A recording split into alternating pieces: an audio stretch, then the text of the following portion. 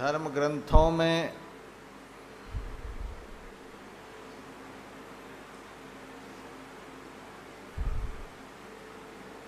चौदह मनुओं में से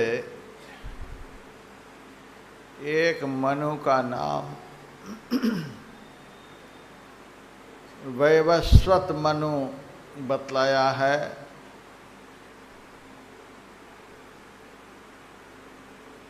उनके 10 पुत्र हुए। उन 10 पुत्रों में से एक पुत्र का नाम था निमि।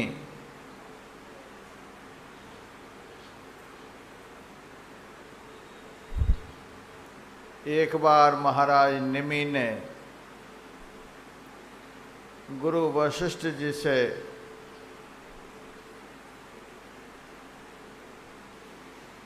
कहा था, गुरुदेव, मैं आपकी अध्यक्षता में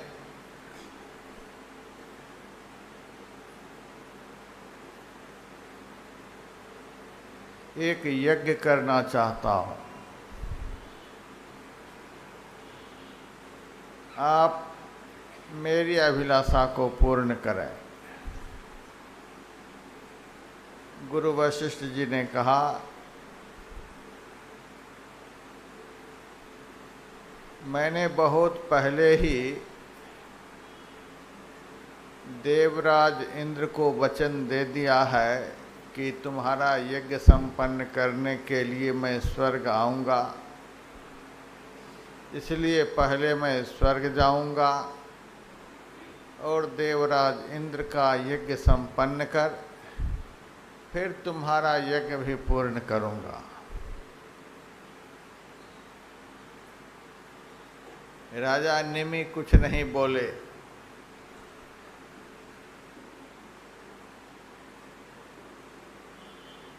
गुरु वशिष्ठ जी चले गए स्वर्ग और देवराज इंद्र के यज्ञ को संपन्न करने लगे। इधर राजा निमि के मन में हुआ, धर्म ग्रंथों में लिखा हुआ है, देहिनाम क्षण भंगुरः, मनुष्य का शरीर है तो बड़ा दुर्लभ, लेकिन बहुत क्षण भंगुर भी है। जीवन का कोई ठिकाना नहीं। गुरुजी चले गए हैं स्वर्ग, देवराज इंद्र का यज्ञ संपन्न कर रहे हैं। वहाँ उनको बहुत मोटी दक्षिणा मिलेगी। पता नहीं कब तक में आएंगे, और उससे पहले ही यदि मेरा शरीर पूरा हो गया तो मेरा संकल्प अधूरा रह जाएगा। इसलिए जब गुरुदेव स्वर्ग से पधारेंगे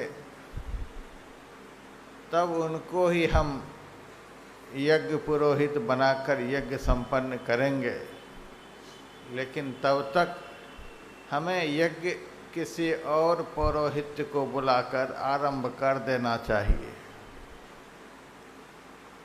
त्वष्टा के 2 पुत्र थे।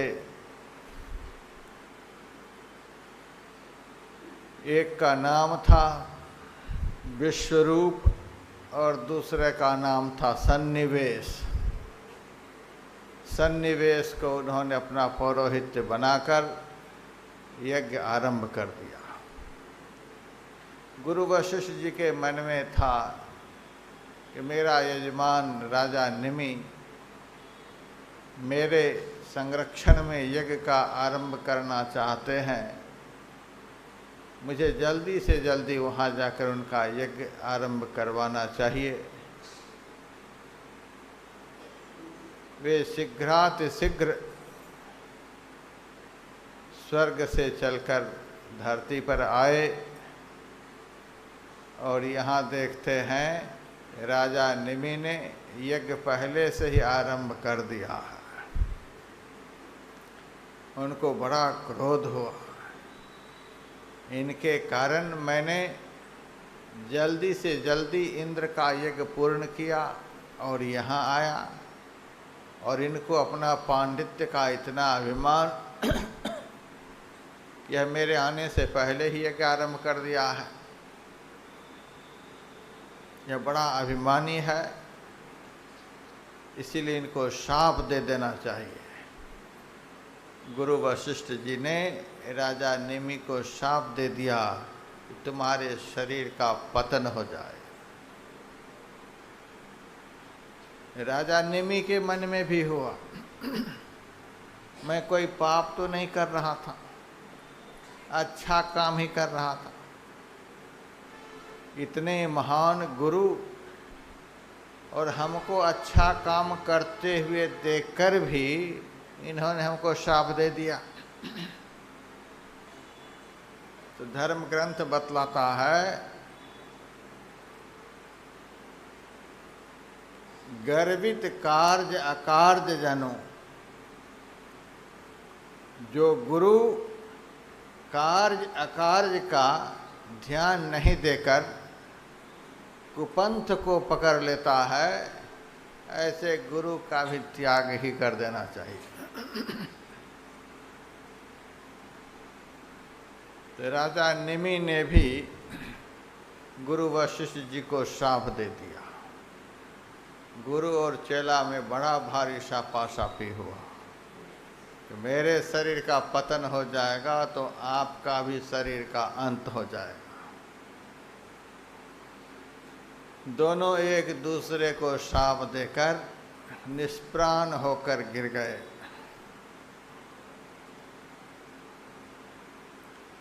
एक बार आकाश मार्ग से मित्र देवता और वरुण देवता जा रहे थे। स्वर्ग की अप्सरा उर्वशी श्रृंगार कर रही थी। इन दोनों देवताओं को जाते हुए देखकर उनकी तरफ देखने लगी। उर्वशी के सौंदर्य को देखकर दोनों देवताओं का वीर्य स्खलित हुआ। कुछ वीर्य का अंश तो उर्वशी के मुंह में चला गया और कुछ उनकी गोद में पड़ा। उर्वशी ने गोद में पड़े हुए वीर्य कण को एक घड़ा में रख दिया, जो अंदर चला गया उससे गर्भवती हो गई। महीनों बाद उसी उर्वशी के उदर से जो बालक जन्म लिए वे ही गुरु वशिष्ठ जी हुए। पहले ब्रह्मा जी के पुत्र वशिष्ठ जी थे और दोबारा गणिका के पुत्र वशिष्ठ जी कहलाए। गणिका से वशिष्ठ मुनि। और घड़ा में जो वीर्य कण रख दिया था, घड़ा को देखने के लिए गई तो घड़ा के अंदर भी एक बालक खेल रहा था। उसी बालक का नाम पड़ा कुंभज ऋषि, अगस्त मुनि। कुंभ के अंदर जिनका जन्म हो वही कुंभज ऋषि। तो गुरु वशिष्ठ जी का इस प्रकार से दोबारा जन्म हुआ और महाराज नेमि का शरीर जो निष्प्राण हो गया था तो देवताओं ने, ऋषि मुनियों ने मन में सोचा, इतना बड़ा धर्मात्मा राजा, इनका शरीर समाप्त हो गया, राजा के बिना प्रजा की क्या दुर्दशा होगी, यह राज्य नष्ट हो जाएगा। इसलिए महाराज नेमि का शरीर नष्ट नहीं हो, ऋषि मुनियों ने देवताओं से प्रार्थना की। देवता प्रसन्न हो गए राजा नेमि के शरीर में प्राण देने के लिए। लेकिन राजा नेमि अज्ञात रूप से बोल रहे हैं कि मैं इस शरीर में अब प्राण रखना नहीं चाहता हूँ, एक न एक दिन शरीर पूरा होगा ही, मैं शरीर का बंधन नहीं चाहता। इसी बंधन से बंधन पर बंधन बढ़ता चला जाता है। समग्र बंधनों की जड़ यह शरीर ही है। मैं शरीर का बंधन नहीं चाहता, मैं शरीर स्वीकार करना नहीं चाहता। ऋषि मुनियों ने कहा, हम लोग चाहते हैं कि आपकी स्थिति संसार में बनी रहे, इसीलिए आपके शरीर को फिर से जीवित करना चाहता हूँ। कहा, मैं नहीं शरीर का बंधन चाहता। तो देवताओं ने कहा, चलिए आप शरीर में नहीं रहिएगा, लेकिन आपकी स्थिति बनी रहे, इसीलिए प्रत्येक मनुष्य के पलक पर आप निवास करिएगा। सबकी पलक जो चलती रहती है, ऊपर नीचे होती है, राजा निमि के कारण ही पलक पर राजा निमि का निवास है। ऋषि मुनियों ने मन में सोचा, इतना धर्मात्मा राजा अनिष्प्राण होकर के रहे, यह ठीक नहीं। तो राजा निमि के शरीर का ऋषि मुनियों ने धर्म पूर्वक मंथन किया। उस मंथन से राजा निमि की देह से एक बालक का जन्म हुआ।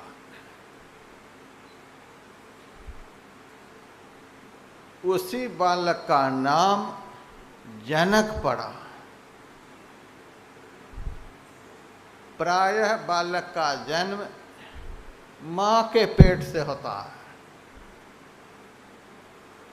लेकिन राजा जनक का जन्म हुआ पिता की देह से।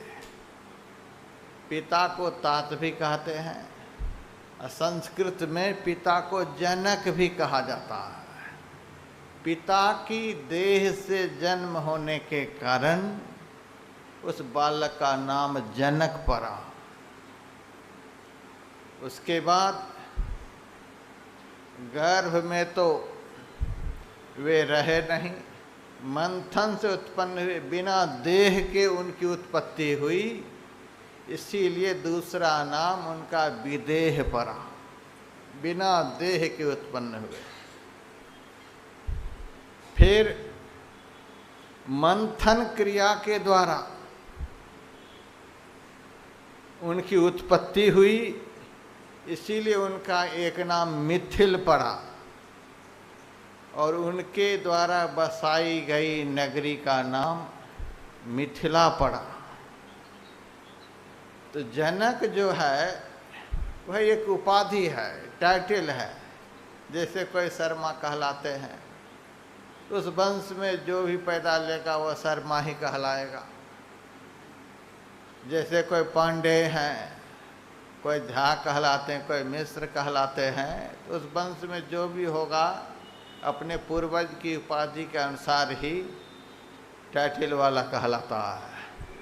तो जनक एक टाइटल है, उपाधि है। यथार्थ में उनका नाम था शिरध्वज। जनक टाइटल हो गई। तो इस प्रकार से राजा जनक के विषय में धर्म ग्रंथों में लिखा हुआ है। उनके गुरु का नाम था याज्ञवल्क्य मुनि। उनसे उन्होंने दीक्षा प्राप्त कर 10,000 वर्ष तक तप किया था। तप करते करते उनको ब्रह्म ज्ञान हो गया था। वे बहुत बड़े ब्रह्मज्ञानी थे। बड़े बड़े ऋषि मुनि महात्मा उनसे ब्रह्म ज्ञान सीखने के लिए जाया करते थे। देह में रहते हुए भी देह ज्ञान से सदैव रहित रहते थे, देह दोष से सदैव रहित रहते थे। इस प्रकार से महाराज जनक के विषय में थोड़ा सा आप लोगों को परिचय दिया।